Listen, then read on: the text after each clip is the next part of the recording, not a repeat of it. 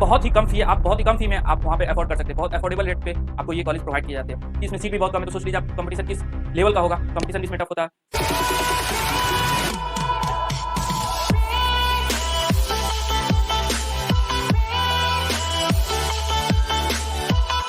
Hello everyone, welcome to IIT Mate. This is Aryan Prakash and I am currently pursuing my BTech from IIT Kharagpur. And आज की इस video में हम बात करेंगे नेस्ट के बारे में, all about nest.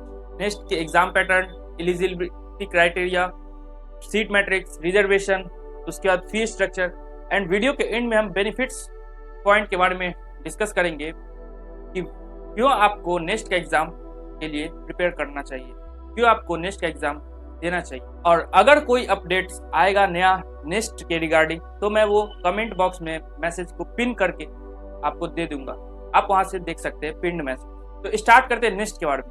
National entrance screening test, जैसे जेईई मेन हमारा होता था, एक एग्जाम है जेईई मेन, उसके बेसिस पे आपको NITs, triple ITs, GFTIs, other engineering college मिलते हैं। तो इसी तरह नेस्ट का एग्जाम देने के बाद आपको दो कॉलेज मिलते हैं, एक नाइजर जो कि हमारा भुवनेश्वर में है और एक सीईबीएस जो कि हमारा मुंबई में है।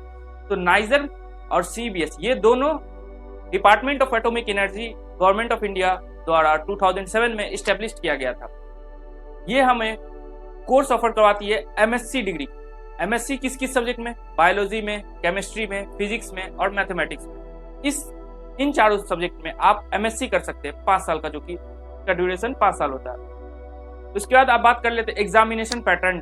3.5 घंटे का इसका एग्जाम होता है, 3 आवर 30 मिनट का इसका एग्जाम होता है। और उसके बाद इसमें पहले जो हमारा नेक्स्ट का एग्जाम होता था उसमें 4 सेक्शन आते थे, एक बायोलॉजी, केमिस्ट्री, मैथ्स, फिजिक्स और इसके अलावा एक जनरल सेक्शन रहता था। तो टोटल 5 सेक्शन आते थे। तो इस साल से हमारा जनरल सेक्शन हटा दिया गया, तो अब हमारे पास सिर्फ 4 सेक्शन बचे हैं। और 4 में से आपके ऊपर डिपेंड है कि या तो आप चारों अटेम्प्ट कर सकते हैं या तो आप उसमें से 3 अटेम्प्ट कर सकते हैं। उसमें जो बेस्ट 3 का स्कोर लिया जाएगा। अगर आप चारों भी अटेम्प्ट करते हैं, चारों सेक्शन अटेम्प्ट कर रहे हैं, तो जिस बेस्ट 3 सेक्शन में आपका मार्क्स बढ़िया है वो 3 सब्जेक्ट को कंसीडर किया जाएगा और एक सब्जेक्ट को डिस्कार्ड कर दिया जाएगा। इसका जो मोड होगा वो इंग्लिश में ही होगा, सिर्फ एंड सिर्फ इंग्लिश लैंग्वेज में इसका एग्जामिनेशन होगा और ये कंप्यूटर बेस्ड टेस्ट होता है। अब बात कर लेते हैं एलिजिबिलिटी क्राइटेरिया की। तो एलिजिबिलिटी, कौन कौन एलिजिबल है नेक्स्ट के एग्जाम देने के लिए? जिसने अपना 12th बोर्ड में 60% मार्क्स से ऊपर लेके आया है, 60% एग्रीगेट मार्क्स, टोटल मार्क्स जो उसका 60% से ऊपर है, कोई भी रिकॉग्नाइज्ड बोर्ड रिकॉग्नाइज्ड बोर्ड हो और 60% से ऊपर हो जनरल और ओबीसी के लिए। एससी एसटी के लिए आप 55% से ऊपर आपका मार्क्स होना चाहिए, नेक्स्ट के एग्जाम के लिए एलिजिबल आप हो पाएंगे। उसके बाद आपका जो डेट ऑफ बर्थ होगा वो 1 अगस्त, अगर आप 2021 में एग्जाम दे रहे हैं, एज लिमिट आपका बताया जा रहा है कि आपका अगर 2021 में एग्जाम दे रहे हैं तो आपका डेट ऑफ बर्थ 1 अगस्त 2001 के आगे होना चाहिए। और आपका 2019 में या तो 12th बोर्ड होना चाहिए कंप्लीट, या फिर 2020 में या फिर 2021 में आप एग्जाम के लिए परस्यू किए हो और आपका रिजल्ट आया हो 12th बोर्ड का, तो ही आप दे पाएंगे। अगर आप 2019 में भी बोर्ड किए हैं लेकिन आपका डेट ऑफ बर्थ 2000 है, सपोज 2000 में आपका डेट ऑफ बर्थ है, तो भी आप नेक्स्ट के एग्जाम के लिए एलिजिबल नहीं हो पाएंगे। अब बात कर लेते हैं सीट मैट्रिक्स की। तो सीट मैट्रिक्स नाइजर में जो हमारा टोटल सीट है 200 सीट है और सीईबीएस में हमारे पास 57 सीट है और दोनों में 2 सीट जो है 2 एक्स्ट्रा सीट वो हमारा जम्मू एंड कश्मीर स्टूडेंट के लिए रिजर्व है। और ये हमारा सीट मैट्रिक्स है कैटेगरी वाइज और इन नाइजर एंड सीईबीएस, ये आप देख सकते हैं, ठीक है। अब बात कर लेते हैं रिजर्वेशन की। तो रिजर्वेशन जो है नाइजर में 27% ओबीसी नॉन क्रीमी लेयर के लिए रिजर्व्ड है और अगर आप ओबीसी क्रीमी लेयर में आते हैं तो आपको जनरल की तरह ट्रीट किया जाएगा। उसके बाद एससी स्टूडेंट के लिए 15% रिजर्व सीट है, एसटी के लिए 7.5% रिजर्व सीट है, पीडब्ल्यूडी के लिए हर एक कैटेगरी में टोटल मिला के 5% सीट रिजर्व्ड है, ठीक है। ये हो गया हमारी रिजर्वेशन की बात। अब बात कर लेते हैं कट ऑफ की। अब इसमें जेईई एडवांस की तरह ही आपको हर एक सब्जेक्ट में मिनिमम कट ऑफ क्वालिफाई करना पड़ेगा और टोटल का एक मिनिमम कट ऑफ होगा, उसको भी आपको क्वालिफाई करना पड़ेगा रैंक लिस्ट में आने के लिए। उसके बाद अगर जैसे इसका जो हमारा मिनिमम कट ऑफ है सेक्शन वाइज, SMAS जिसे बोला जाता है, section wise minimum admissible score, तो इसका जो SMAS है 20% of best 100 score in any of the subject. जैसे हमारा फिजिक्स में आप सब्जेक्ट में ले लेंगे तो बेस्ट 100 स्कोर जो होगा टोटल उसका एवरेज निकाल के 20% उसका किया जाएगा। हर एक सब्जेक्ट सेक्शन जो होगा 50 मार्क्स का होगा और सपोज हमारा हाईएस्ट जो टोटल 100 का एवरेज आया वो 40 मार्क्स है, तो 40 मार्क्स का 20% निकालेंगे तो that is equal to 8 marks हमारा मिनिमम स्कोर होगा उस सब्जेक्ट के लिए। जैसे हमारा फिजिक्स में हो गया 8 मार्क्स मिनिमम होगा, 8 मार्क्स से ऊपर आप लाएंगे तभी आप क्वालिफाई कर पाएंगे उस सब्जेक्ट में। अगर 8 मार्क्स से आप ऊपर लाएंगे तो आप उस सब्जेक्ट में क्वालिफाई कर पाएंगे, उस सब्जेक्ट पर्टिकुलर सब्जेक्ट की। फिर ओबीसी के लिए आपको 90% ऑफ 8 मार्क्स मैक्सिमम जितना आया जनरल सेक्शन के लिए 20% मैक्सिमम निकाले।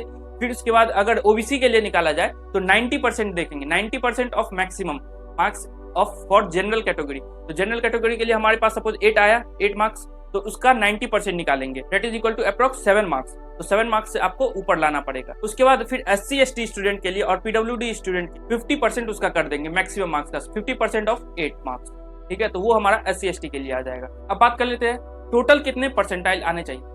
क्योंकि हमारा एग्जाम 2 शिफ्ट में होता है, एक शिफ्ट की सुबह में होता है 9 to 12:30 और एक शाम में हमारा शिफ्ट होता है, ठीक है। तो दोनों शिफ्ट अलग अलग होता है। किसी भी शिफ्ट में आपका एग्जाम हो सकता है, या तो आपका फर्स्ट शिफ्ट में हो सकता है या तो सेकंड शिफ्ट में हो सकता है। तो इसमें हम क्या करते हैं, परसेंटाइल सिस्टम कैलकुलेट करते हैं, परसेंटाइल निकालते हैं। जैसे जेईई मेन में हमारा होता है इस बार से 4 शिफ्ट हो चुका है, तो 4 शिफ्ट का टोटल परसेंटाइल निकाला जाएगा। तो उसी तरह इसमें भी परसेंटाइल निकाला जाएगा और उसके बाद जनरल के लिए टोटल का परसेंटाइल का कट ऑफ होगा 95 परसेंटाइल, ओबीसी के लिए 90 परसेंटाइल और SC ST PWD के लिए 75 परसेंटाइल कट ऑफ होगा टोटल मार्क्स का। सब्जेक्ट वाइज हम दिखा दिए, सब्जेक्ट वाइज फिजिक्स में जैसे कितना आएगा, केमिस्ट्री में, मैथमेटिक्स में और बायोलॉजी में SMA AS उसमें कैलकुलेट किया जाता है, वो कैसे निकालेंगे वो आपको अभी बता चुके हैं। अब बात कर लेते हैं फी स्ट्रक्चर का, कि नेक्स्ट में फी स्ट्रक्चर क्या है। दोनों अलग अलग कॉलेज में, नाइजर में और CEBS में क्या क्या फी स्ट्रक्चर है। इसमें जो है नाइजर में हम जो देखेंगे तो टोटल फी जो है हमारा, वो एडमिशन के टाइम में जो पेमेंट करना होता है 17,950 और उसमें से 6,000 आपका रिफंडेबल होता है। और SC ST स्टूडेंट के लिए 10,450 और उसमें से 60,000 रिफंडेबल होता है। सेमेस्टर फी हमारा जो होता है 9,800 होता है। जनरल कैटेगरी के लिए, जनरल ओबीसी के लिए, SC ST के लिए 2,300 हमारा सेमेस्टर फी होता है। और ये जो मैंने बताया 17,950 नाइजर के लिए, वो हमारा पहली बार जो हम अपना एडमिशन लेंगे नाइजर में तो उस टाइम हमारा इतना फी लगेगा। उस टाइम आपको आई कार्ड बनाने का फी अलग अलग वो फी लगता है, वो एक ही बार बस लगता है, वन टाइम पेमेंट फी एडमिशन के टाइम में जो लगता है। और सेम फी जो आपका वो मैंने बताया अलग अलग कैटेगरी वाइज, जनरल ओबीसी के लिए 9,800, वो आपको हमेशा सेम सेमेस्टर फी हर एक बार लगेगा। उसके बाद बात कर लेते हैं CEBS की। CEBS में टोटल फीस जो है हमारा जनरल ओबीसी स्टूडेंट के लिए 15,300, उसमें से 6,000 हमारा रिफंडेबल होगा।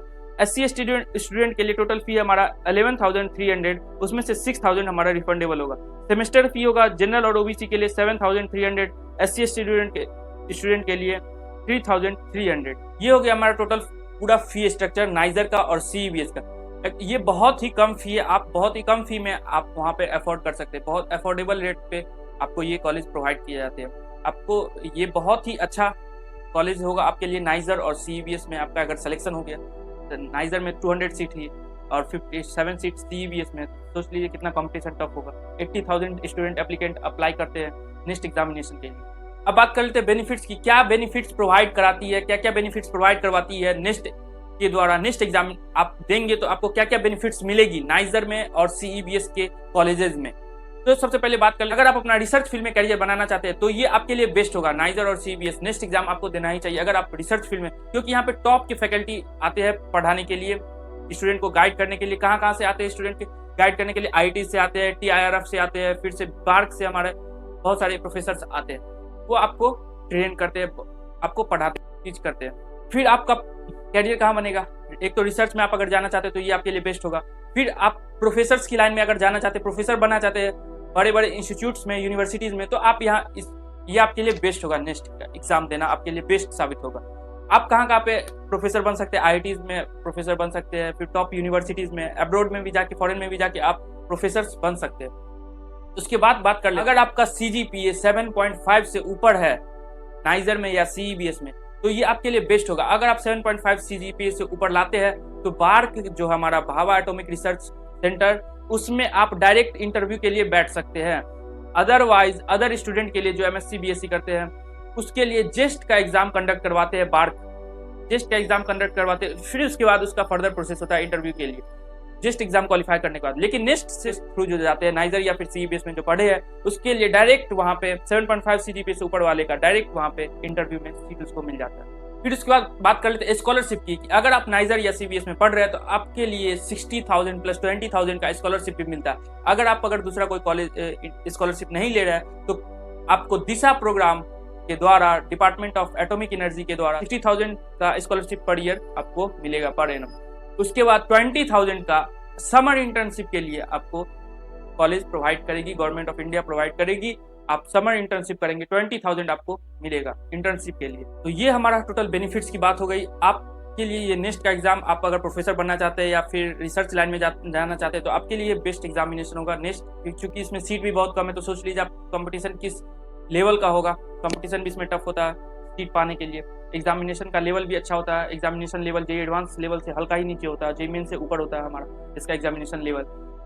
अगर आपको ये वीडियो अच्छा लगा, अगर इस वीडियो से आपको थोड़ा भी अच्छा नॉलेज आपको प्रोवाइड हुआ मेरी तरफ से, तो आप इस वीडियो को लाइक करें, इससे मेरा मोटिवेशन बढ़ता है। आप इस चैनल को सब्सक्राइब कर लीजिए ताकि इसी तरह के आपको कॉलेज के बारे में रिव्यू दिया जा सके। और ऑर्गेनिक केमिस्ट्री के भी इंपॉर्टेंट टॉपिक्स भी आपको पढ़ाया जा रहा है साथ में जेईई एडवांस के एग्जामिनेशन के लिए। जेईई मेंस के लिए भी आप वो ऑर्गेनिक केमिस्ट्री देख सकते हैं। नीट के लिए भी अगर आप नीट के स्टूडेंट हैं तो वो भी आप देख सकते हैं वो वीडियो। फिर उसके बाद एमसीक्यू सेशन भी लाया जाएगा, एमसीक्यूज करवाया जाएगा, फिर उसके बाद सॉल्यूशन भी प्रोवाइड कराया जाएगा। अगर आपको ये वीडियो अच्छा लगा तो आप इस वीडियो को लाइक करें, चैनल सब्सक्राइब कर लें। Thanks for watching the video. Have a great day and see you in the next video.